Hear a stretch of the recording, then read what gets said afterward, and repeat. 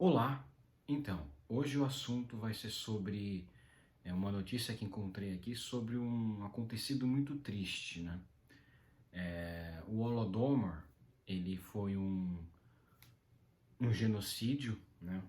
Provocado pelo Stalin, né? Contra opositores ucranianos que queriam a separação, né? Queriam a independência da Ucrânia em relação à União Soviética.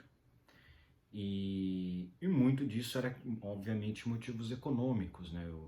O Stalin queria pegar a propriedade de todo mundo e coletivizar, né? As fazendas, né? O que é o socialismo, né? Coletivização, né? E aí, obviamente, essas pessoas que faziam oposição eram perseguidas e mortas da forma mais brutal, né? O Holodomor ele é o meio que um genocídio, um holocausto, mas pela fome, né? Porque as políticas de repressão eram tão cruéis que ele meio que queria punir, né, os ucranianos que faziam oposição ao regime ditatorial dele, né? E essa é uma forma realmente era uma forma de acabar com qualquer oposição ou resistência, né, àquele governo tirânico, né? Olha lá, milhões, a notícia. O que foi o Holodomor, né? Milhões de pessoas morreram de fome entre 1932 e 1933, um ano, hein? Na Ucrânia, em consequência da política de Joseph Stalin. Tragédia foi considerada genocídio pelo parlamento alemão. E olha só, o parlamento alemão, né, que é um dos, podemos dizer ali, um dos parlamentos que mais tenta puxar sardinha para o regime comunista, né? Porque meio que eles querem se afastar do passado, né? Daquela época, e eles acabam se rendendo, né, ao discurso ali russo-soviético, né? Para tentar não desagradar ali os seus pares, né? Mas até eles consideraram isso como um genocídio, né? Obviamente a Rússia atual e até mesmo naquela época eles nunca reconheceram isso como um genocídio oficial, né? Eles sempre negaram. Da mesma forma que a Turquia nega o genocídio armênio, o genocídio grego, né? Inclusive na Turquia é até crime você negar o genocídio, é até crime você dizer que houve um genocídio armênio, né, contra os armênios, é crime, né? Aqui no hemisfério a gente fala do Ocidente, né? Alguns países, né, eles classificam como crime negar o Holocausto. Na Turquia é crime você falar sobre um genocídio, né? Você falar sobre um genocídio lá é crime, né? Então foi considerada genocídio. A palavra ucraniana Holodomor significa morte por inanição, e se refere ao período da grande fome vivenciada entre os anos de 1932 e 1933 na então República Socialista Soviética da Ucrânia. As causas da tragédia estão na coletivização da agricultura, na introdução de cotas inalcançáveis de entrega da produção ao Estado e na perseguição aos agricultores, sobretudo os antigos kulaks, no regime do ditador comunista Joseph Stalin durante os primeiros anos do comunismo, no âmbito do que o próprio Stalin chamaria depois de revolução a partir de cima, né? Os kulaks, né, como na verdade kulak é um termo, a gente pode dizer, é um termo depreciativo que os comunistas deram aos agricultores ucranianos que se rebelaram, né? Meio que fosse tipo um termo pejorativo, né? Como se eles fossem parte de uma burguesia, né? Enfim, você pode perceber, né? Tudo tem que ser entregue ao Estado, toda a produção tem que ser entregue ao Estado, muito parecido com o que o Lula quer, com o que a esquerda brasileira deseja, né? É o Estado acima de tudo, né? É o Estado acima de todos, né? O governo acima de tudo, né? Então, realmente aí você teve uma grande perseguição, né? Só que é aquilo, a esquerda mundial toda nega esse genocídio, inclusive eles adoram o Stalin, né? E ao mesmo tempo que eles se consideram grandes democratas, né? É, é a total contradição, né? Mas a esquerda é isso, ela fala de democracia para ser um discursinho bonito, mas na verdade você acha que o Stalin não se chamava ele não se achava um democrata? Ele não se chamava um democrata? Lógico que sim. Para o Stalin ele era democrata, um grande democrata, fazia aquilo que ele achava o melhor para o país, né? Então é assim, é aquilo, né? Enfim, olha lá, um número entre 3,5 milhões e 3,9 milhões de pessoas morreram de fome na Ucrânia, que tinha então uma população em torno de 30 milhões. Em toda a União Soviética, o número de mortes pela fome ficou entre 6 e 8 milhões. Então, até dentro da União Soviética, num todo, né, que a Ucrânia fazia parte da União Soviética, até em outras áreas você teve uma grande morte pela fome, né? Para você ver que a política dele de perseguição não foi só contra os ucranianos, né? Foi contra praticamente todo mundo, né?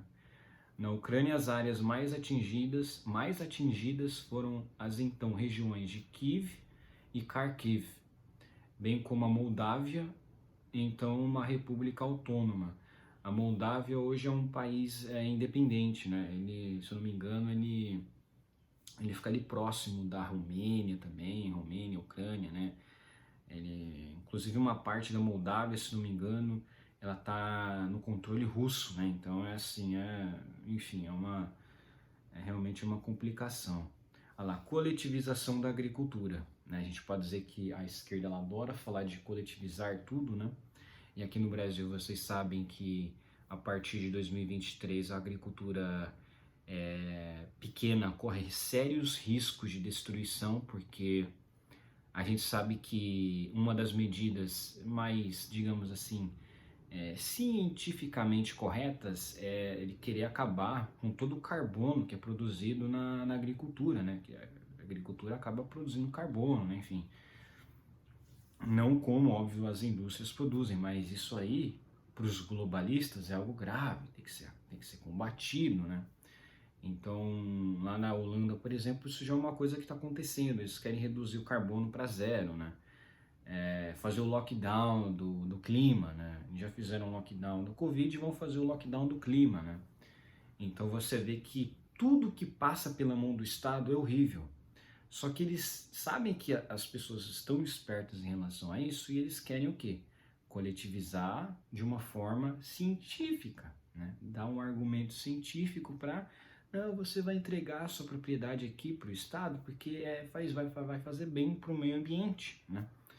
Fica toda essa questão aí, né, você via muito nos debates políticos da Globo, Simone Tebet falando que não, que nós vamos tornar as fazendas verdes, né, vamos tornar tudo vamos tornar tudo sustentável. O próprio Partido Novo, né, o próprio Partido Novo fala dessa agenda verde, agenda globalista verde, né? Então, assim, infelizmente isso aí, na verdade, para tirar um pouco do poder das pessoas, porque a agricultura é independência, né?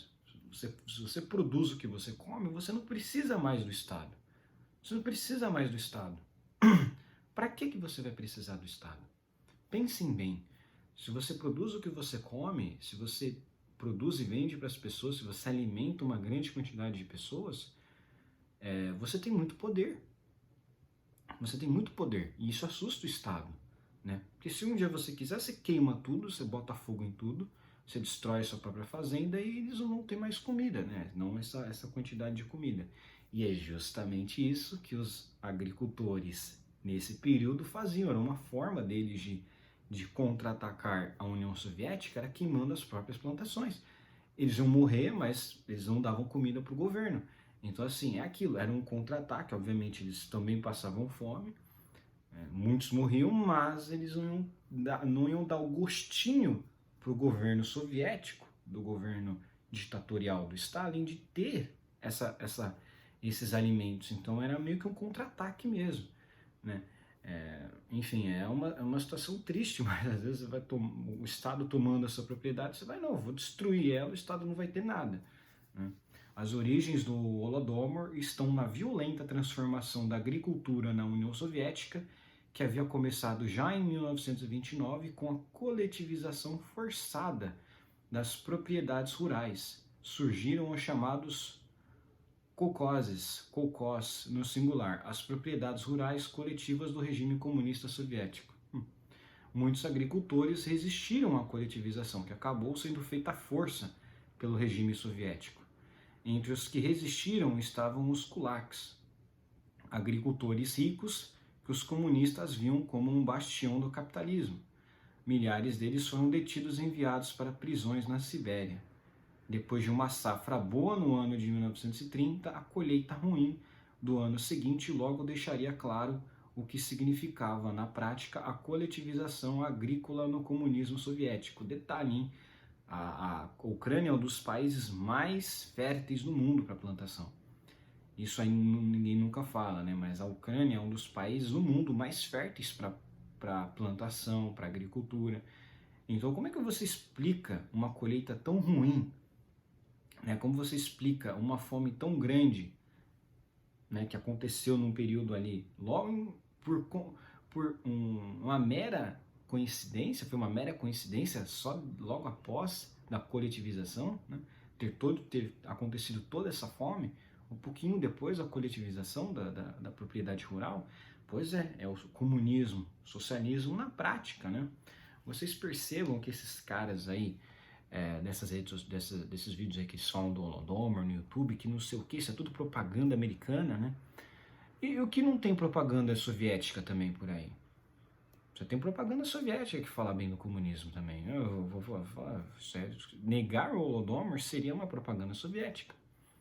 Um estado que já morreu, né? Você vê que coisa, né? Os caras são tão idiotas que eles levam a sério o argumento de um país que nem existe mais, né? O país já caiu, já faliu há muito tempo.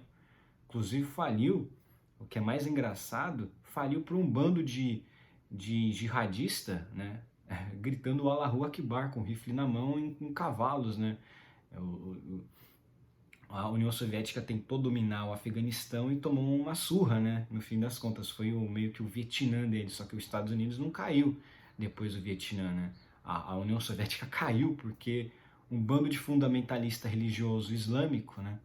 Um bando de fundamentalista islâmico, fundamentalista religioso conseguiu destruir a União Soviética. Por isso que você vê muito comunista por aí falando que, não, você é conservador, vai para Afeganistão. Porque esses caras têm raiva do Afeganistão nesse sentido, né? Porque o Afeganistão acabou com a União Soviética. Não foi os Estados Unidos, não foi não sei o quê, não foi o capitalismo, foi um bando de fundamentalista religioso, foi um bando de jihadista, né? Que conseguiu acabar com a União Soviética. Um bando de cara a cavalo, um bando de miliciano, porque, óbvio, pelo que, né, se você for pegar o que é uma milícia, aqueles grupos armados ali do Afeganistão eram milícias, né? Milícias é um exército privado composto por pessoas civis, não militares, né? É uma força paramilitar que se formou e é igual os templários, os cavaleiros da Ordem Templária. Eles eram milicianos, porque eles não eram do Estado, não faziam parte do Estado.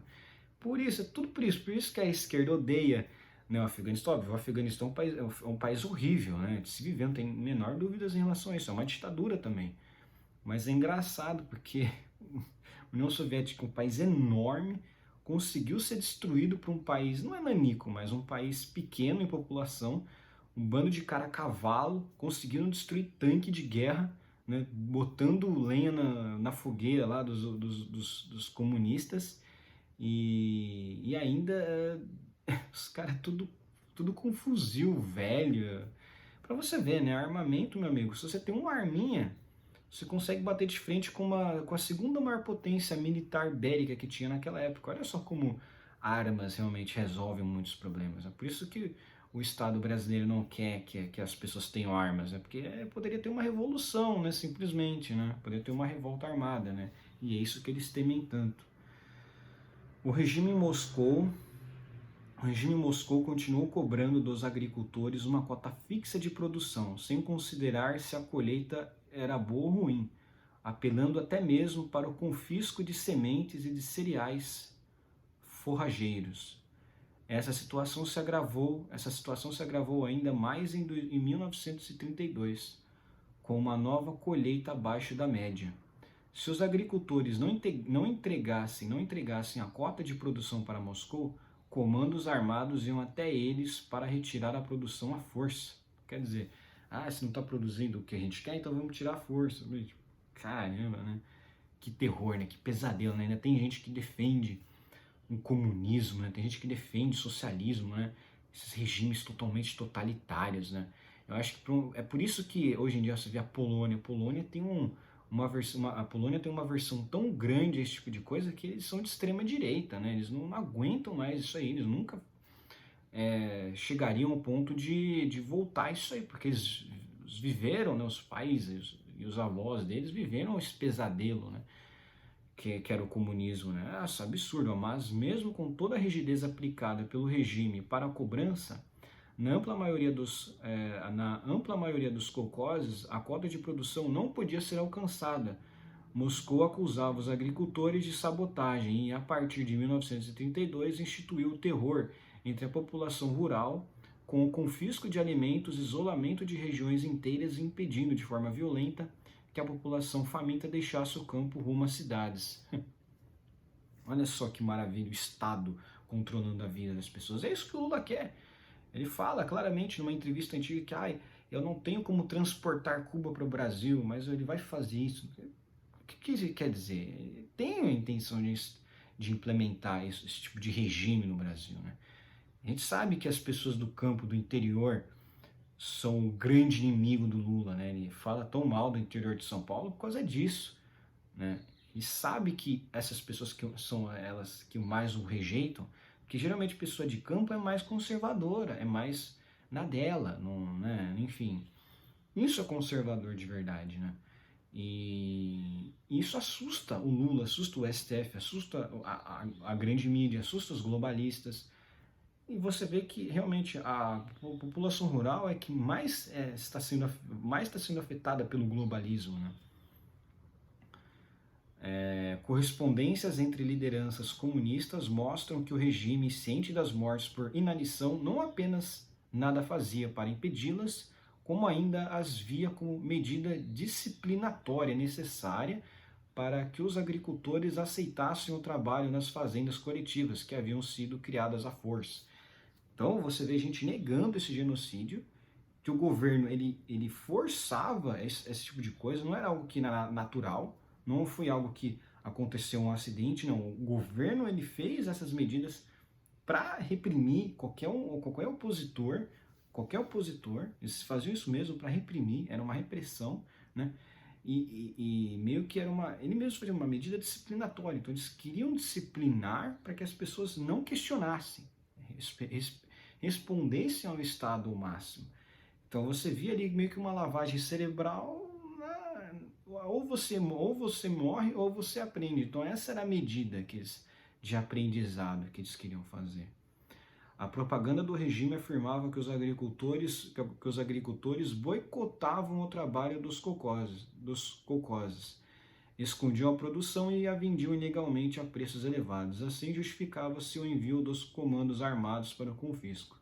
Estes levavam todos os produtos alimentícios que encontrassem nos vilarejos. A polícia secreta GPU chegava de surpresa nos vilarejos e inspecionava os galpões. Se algo fosse encontrado, os acusados eram submetidos a um processo sumário e condenados à cadeia ou até mesmo à morte. Olha que maravilha o comunismo, né? Na verdade, o que eventualmente se encontrava eram alimentos que os agricultores haviam escondido para garantir a própria subsistência, lógico. Quando também estes eram confiscados, o que restava era morrer de fome. Em especial a Ucrânia. Não só a Ucrânia foi atingida, também o Cáucaso Norte, a região do Rio Volga e a República Soviética do Cazaquistão sofreram com a fome. 1/4 da população no Cazaquistão, em torno de 2 milhões de pessoas, morreu. mas o terror stalinista atingiu sobretudo a República Socialista da Ucrânia, por exemplo, por meio do isolamento de vilarejos em meio à fome, o que foi ordenado por Stalin apenas para a Ucrânia e para o Cáucaso Norte. Stalin temia a resistência dos ucranianos à política de coletivização. Numa carta de agosto de 1932, ele escreveu que o Partido Comunista da Ucrânia era cheio de elementos podres, que estavam apenas aguardando o momento para atacar Moscou. Se não colocarmos agora a situação na Ucrânia em ordem, arriscaremos perder a Ucrânia, afirmou. Ainda em 1932, Stalin ordenou uma limpeza no aparato do Partido Comunista na Ucrânia e a perseguição de supostos nacionalistas.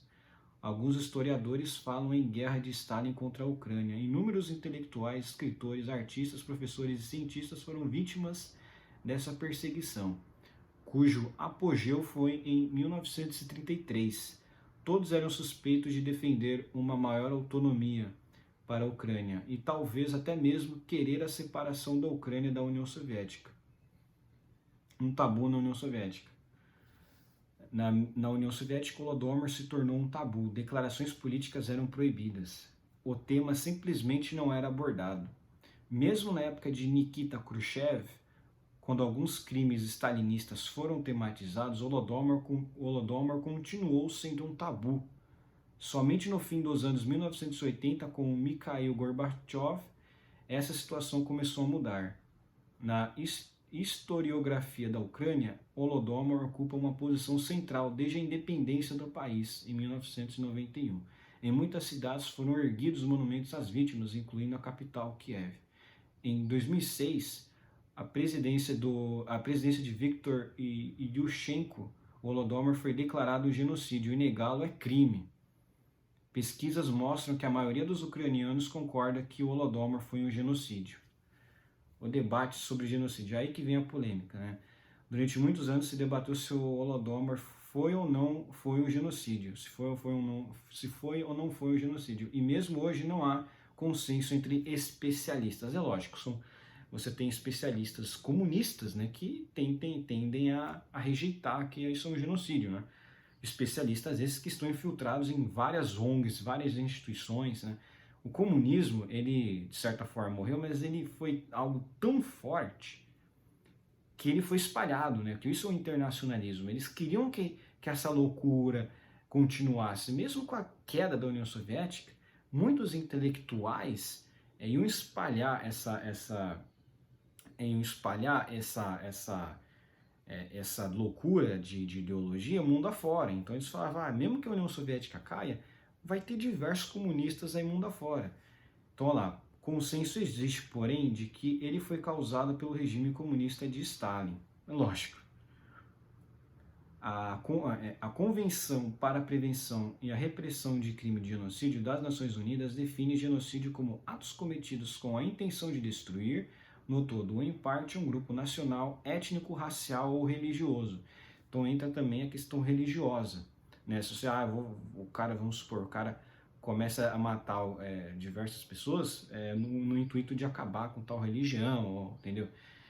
Tem esse sentido também, né? Isso implica, no caso da Ucrânia, que deve ser demonstrável que o terror stalinista se voltava contra a etnia ucraniana e tinha a intenção de exterminá-la, no todo ou menos em parte.